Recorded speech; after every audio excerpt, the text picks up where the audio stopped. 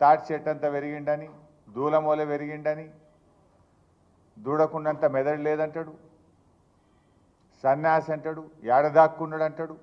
నాకు మాట్లాడరాకనా?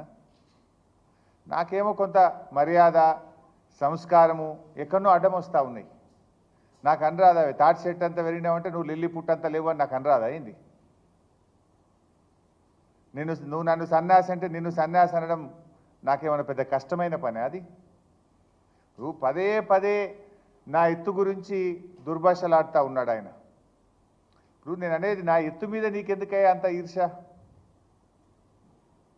ఇప్పుడు మనం ఎంత ఎత్తు పెరగాలనో మన చేతులు ఉంటుంది. అది దేవుడిచ్చిన సృష్టి. అది మనం ఎంత ఎత్తు పెరగాలనేది మన చేతుల్లో ఉంటుందా ఏమి? అది భగవంతుడు ఇచ్చింది. నువ్వు ఎంతసేపు నా మీద ఏదో అసూయ పడుతున్నట్టు హరీష్ అంత ఎత్తు పెరగలేదని ఇప్పటికొక 20 సార్లు మాట్లాడుతీవి. ఏదో పోనీలే